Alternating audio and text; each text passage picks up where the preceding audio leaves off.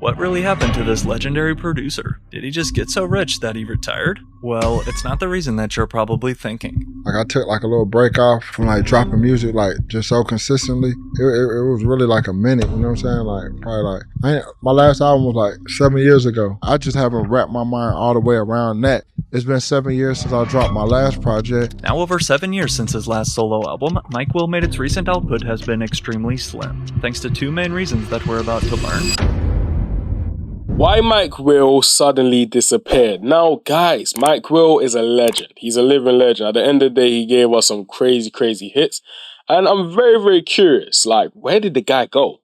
This video basically goes through it. Let's understand. And you could not turn on the radio without hearing a Mikewillmadeit beat, with a list of platinum hits longer than I have time to name, plus that instantly recognizable producer tag. Mikewillmadeit, you already know. Mikewillmadeit was honestly unstoppable. Mikewillmadeit. But despite even launching his own record label and building the duo Ray Shremmerd into superstar But guys, Ray Shremmerd, yeah? Ridiculous group, bro. Especially Sway Lee. I know some people say that Slim Jimmy, he shouldn't have been there. I feel like Slim Jimmy is cool. Do you know what I mean? But Sway Lee, one of the best artists to ever come in this entire universe, bro. Like, he deserves his flowers. And the reason why I say that as well, yeah, is because Deep It, bro, literally got one of the biggest songs. Well, I think it literally went diamond, if I'm not mistaken. This tune that he did with Post Malone. I think Sunflower for the Spider-Man movie. Let me even check that right now and show you guys. Yeah, guys, Post Malone and Sway Lee Sunflower becomes first ever double diamond single in history. Are we being for real? Bro has one of the biggest songs ever, bro. What? Did you get what I'm saying? And more time, I know there was a whole argument between whether, you know, it should have been Post Malone's song or Sway Lee, but let's be real, they both made the song. I understand that Sway Lee's chorus was amazing, but let's let Post Malone have his flowers as well, man. Do you know what I'm saying? But this is crazy. Anyway, back to the video. Fame. One major incident 7 years ago, though, actually involving Mike Will's hard drive, quickly led to the end of his insane run. And now, with no new album since 2017, what really happened to this legendary producer? Did he just get so rich that he retired? Well, it's not the reason that you're probably thinking. Like I took like a little break off from like dropping music like just so consistently. It was really like a minute, you know what I'm saying? Like probably like my last album was like 7 years ago. I just haven't wrapped my mind all the way around that. It's been 7 years since I dropped my last project. Now over 7 years since his last solo album, Mikewillmadeit's recent output has been extremely slim, thanks to two main reasons that we're about to learn. But yet, especially compared to his hot streak just a decade ago, such as crafting hits with stars such as Kendrick Lamar, Lil Wayne, and Miley Cyrus, to name a few. It's 300 songs later, 300 published songs later. You know what I'm saying? That's not even counting all the mixtape records. Shit, we probably... This guy's catalog is ridiculous. Ridiculous. He's one of the producers that was able to not only have amazing songs, you know, with other artists, but actually became the artist as well. Do you get what I'm saying? Metro Boom is another example of that.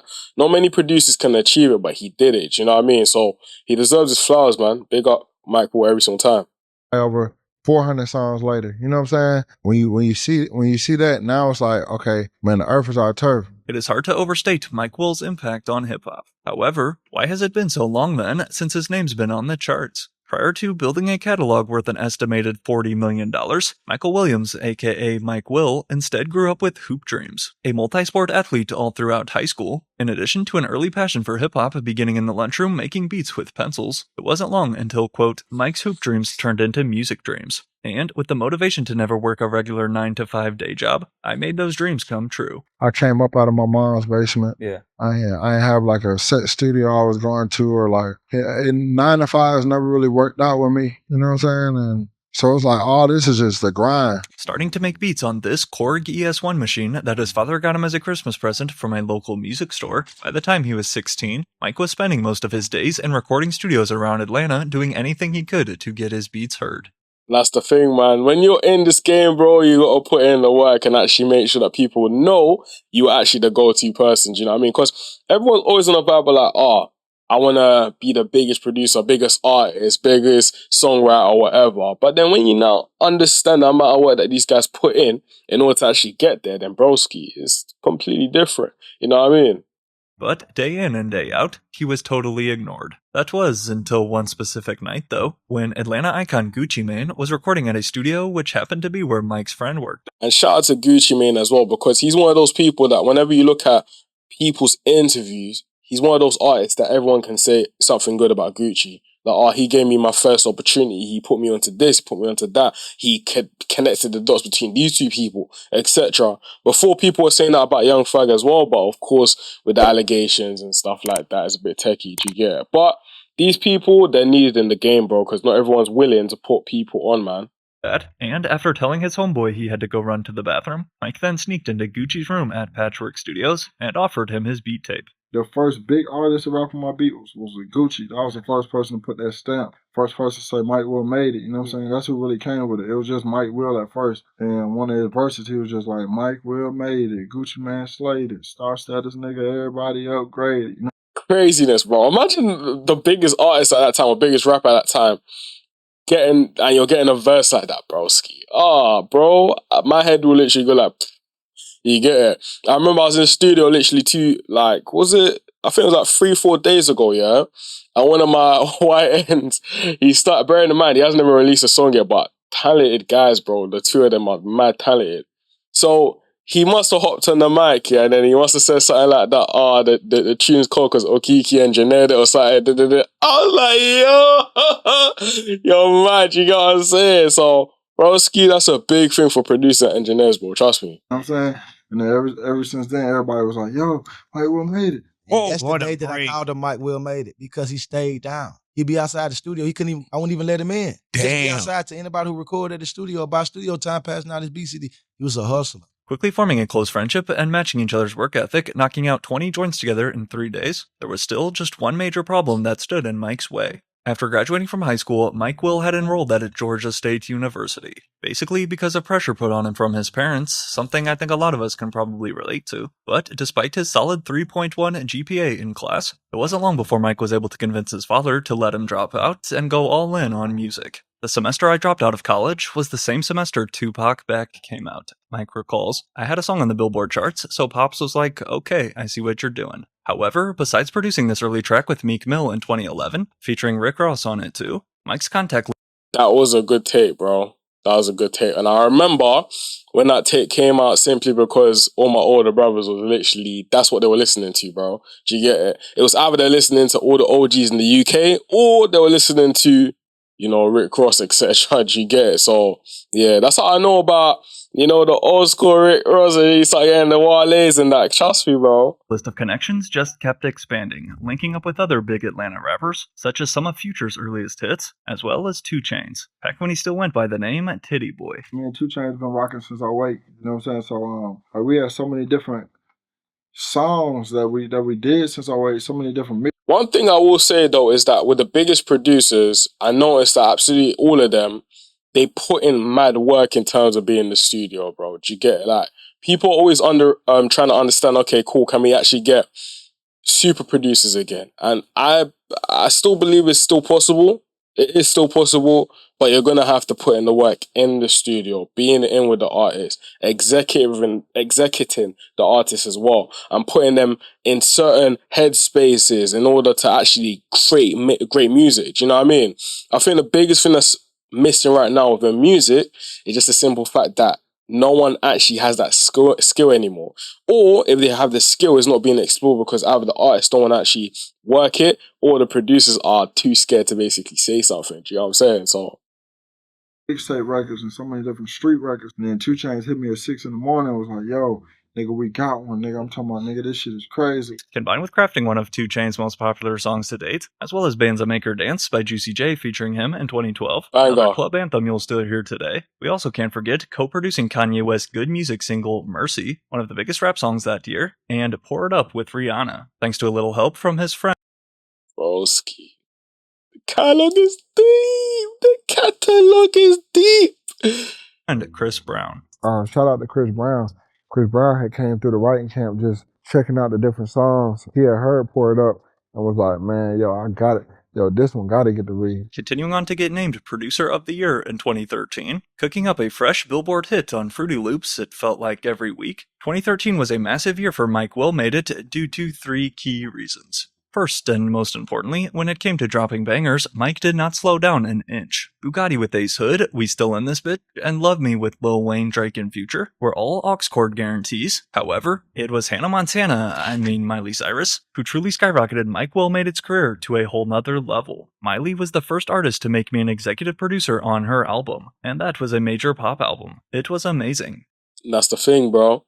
When you are able to actually earn your way and earn your stripes, and finally people will now say, you know what, you can actually be my executive and have the final decision on something, then bro, I feel like that's when you can eventually elevate into becoming, you could say, a super producer or along those lines, you know what I'm saying? And broski, from what I've seen, anyone that is actually elevated into becoming an executive producer, they usually have the most longevity. That's why I'm so curious as to where is Michael now? Where is he? Let's get to the bottom of this. Calling Miley's 2013 album Bangers a major pop album, though, is honestly putting it very lightly. 1 billion views. 1.2 billion views. As Miley and Mikewillmadeit teamed up to release absolute hits that year like We Can't Stop and Wrecking Ball, having successfully crossed into an entire new audience, at this point, Mike Will was on top of the world. What has this past year been like for Mike Will? Man, it's been like, I've been blessed, man. All the hard work that I've been putting in, you know what I'm saying, over all these years, man, coming up, like when I started producing and like to see it all unfold right now and like, you know what I'm saying,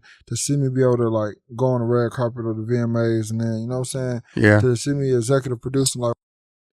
Who remembers when Miley Cyrus was on this vibe, bro? She had these like little horns and that, do you know what I mean? And she popularized twerking. Bro, remember that? Remember when there was a case where every single person was now all of a sudden twerking? Bear in mind, obviously, if you're from Africa, you already know that's just a natural, you know what I'm saying, a little, you know what I'm saying? Like, you get the girl that just, you know what I'm saying? Or even the Caribbean as well, of course. Like, you can't never leave them out, you know what I'm saying? But for some reason, sometimes, I'm not saying it's good or it's bad, but sometimes the world doesn't take something in until obviously you get like a Caucasian person basically doing it. It's just a game. Do you get it? Even, for example, the new trend, the 6'7" trend, for example. Bro, you realize 6'7" is a gang reference.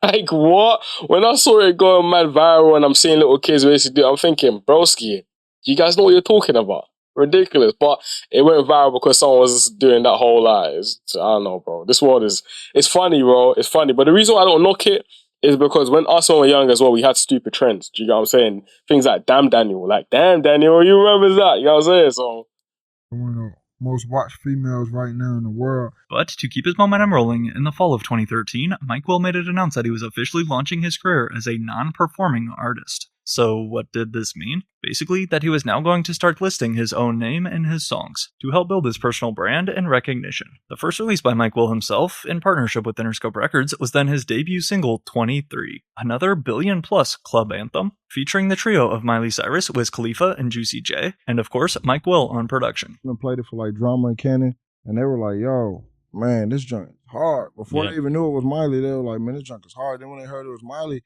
they're like, man, it's even harder. You know what I'm saying? do you get it? And it's one of those ones as well where it's like when you got that big of artists on a record, bro, the record's gonna do well, bro. I know like now is a bit different because obviously things aren't as controlled anymore. It's like back then, obviously, a label could say, you know what, this record's gonna go, and it goes. Because they put enough budget into it, and it runs, you know what I mean? The entire world is gonna probably listen to it. Now it's a bit different. It's usually the audience basically saying, you know what, we like this song, we don't like this song, we like this song, we don't like this song. Then the label basically puts money into the songs that the audience is already buying into. So it's a bit different. And I feel as if though that's the reason why we're not getting as big songs anymore. But yeah. So yeah, I remember you played it for us, and we was like, "Yo, Miley rapping better than some of the rappers." Exactly. How many songs do you have? How many songs have been on the radio I don't with know. the Mikewillmadeit stamp? I really don't know. Can't even. Beyond 23. Yeah, beyond 23, yeah, for sure, yeah.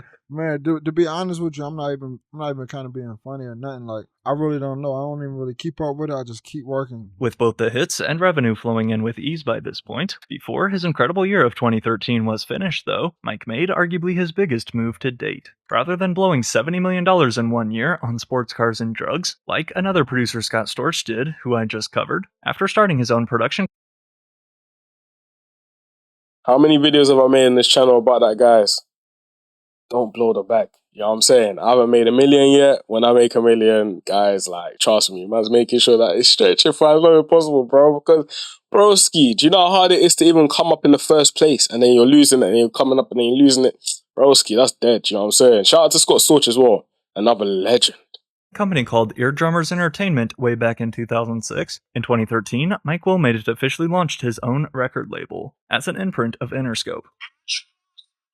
And the very first artist to join Mike's new Eardrummers crew was the Mississippi hip-hop duo of brothers Ray Shremmerd, which, if you didn't know, their name is actually Eardrummers spelled backwards, as they decided to change it after they signed to Mike and his team. Because it's like Ray Shremmerd is really Eardrummers backwards. You know what I'm saying? So like Eardrummers... Ray Shremmerd is Eardrummers backwards. I never knew that. Yeah, so like Eardrummers is my record label. What's it like to be CEO? Hard work. You know what I'm saying? Yeah, and you got to learn. You got to keep constantly sharpening yourself. I feel like I'm like a Mark Cuban. You know what I'm saying? In my own way. Wow. Why Mark Cuban?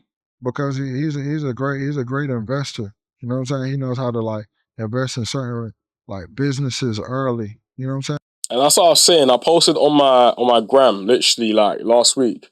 And I was saying that, in my opinion, labels should start investing into engineers and producers becoming A&Rs, because we're in the studio with these artists. We love music more than anyone. Do you get what I'm saying? So we understand the next trend. We understand what people are going to love the most. We are the people that basically create the sound. So you need to invest into that, because, for example, if someone had given Mike Will a bag of being an A&R and it was big enough, he probably wouldn't have actually gone off to do his own record label, etc. Maybe I'm bugging when I'm saying that. Who knows? Let me know down in the comments, right? But he was like, okay, cool. I made enough money, no worries. Let me reinvest it into my own label, be my own A&R, and instead of me just investing in the artists, I'm investing into the business. I'm investing into these lot. I'm making that my next investment is going to basically pay off for the rest of my life. Now, bro, when Ray Shremmerd did like Black Beatles and that, broski, what? To this day, those type of beats, those type of songs, like, bro, don't get me started. And then like me, I see that in creatives. Making his first significant moves on the business side, something that, we'll see in a sec, Mike has only doubled down on recently. However, that's definitely not to say that Mike wasn't still involved each day in the studio, assisting his new signees Ray Shremmerd with production all throughout their classic debut album, Shrem Life 1 in 2015, producing the beats for viral bangers No Type, No Flex Zone, Throw Some Mo, and Come Get Her, to list a few, as well as the chart-topping #1 hit Black Beatles a year later, which... Bro, forget it. Madness. Which, if you can remember, led to the Mannequin Challenge taking over. Bro, that's what I'm saying. We all had silly challenges, bro.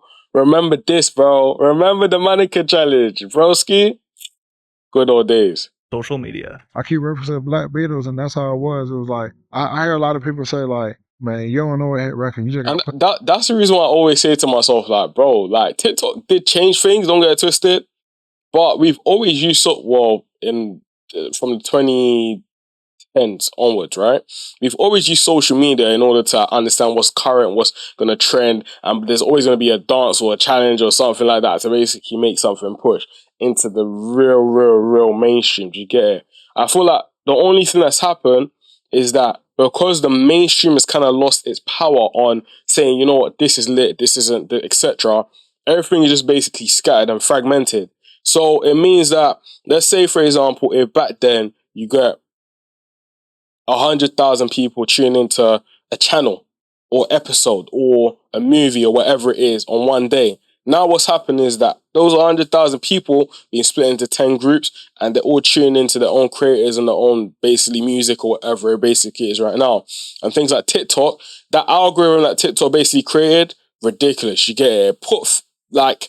It changed everything, because it made it so that instead of them feeding you something, we're now telling the algorithm what we want to see.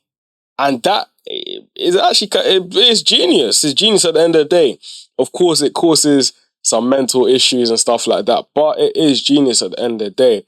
And as a marketer, right, you have to look at it and understand how all these corporations basically move, adapt it into your own your own business or your own lifestyle, and then from there you're basically gonna actually capture some of that success. That's just how business basically works, bro.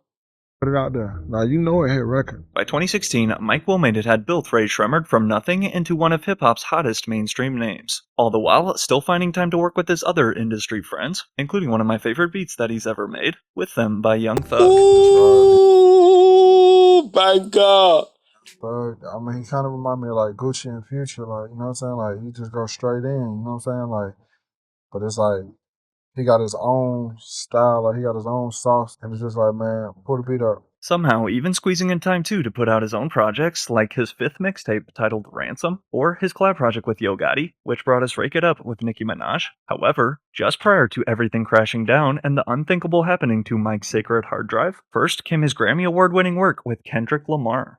In 2017, Kendrick Lamar finally kicked off the rollout for his long-awaited 4th album titled Damn, and along with his 7-time platinum lead single, Humble, which became Kendrick's highest charting solo song and won them both a Grammy, Mikewillmadeit went on to land 3 total production credits on Kendrick Lamar's album. I had made the first half of DNA. That was one of the beats I sent to him. He ended up getting on it. Next thing you know, he tells me to come to the studio, and he's like, bro, I love this beat. Man, listen to this. And he played it. It just cut off, and he just kept rapping. He had a whole other part where he was just rapping a cappella. And he was like, man, all I want you to do is just put 808s behind. You know what's crazy about me and Mike, man? We've been in the studio for a long time. Like, longer than we would know? Longer than you guys would know. But we never made records. Timing. That's our thing. Timing is everything. As finally the right time to cook up together. And even though I'm not the biggest Kendrick fan, at the end of the day, like I always say, bro has hits, bro. If he wants to make a hit tomorrow, he could. Do you get it? That's what I call skill. That is skill, bro. It's not a fluke anymore. It's literally a case of, look, if I want to make a hit, let's go studio, let's cook something up. If I want to go a bit more conscious, let's do that, etc. It's an art, bro. You know what I'm saying?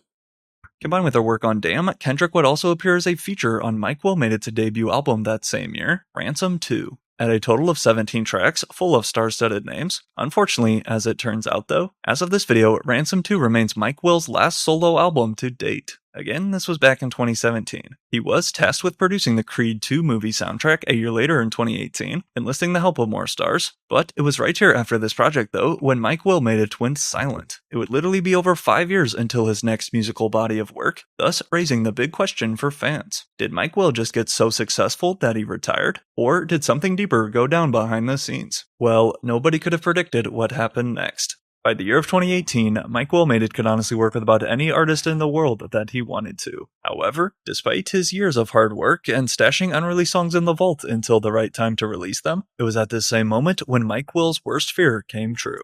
Around that time right there, I had lost my hard drives, he shared of what initially caused— Don't tell me it's because of the hard drive. Don't tell me it's because of the hard drive. No! No! Broski. You see when you lose your hard drive as a producer, it crashes or anything like that, bro, that's literally your life sweat just literally gone, you know. That's the reason why, bro, if I knew that was the case, I would have just brought all my hard drives, literally. Bro, I carry like 2 to 3 on me all the time.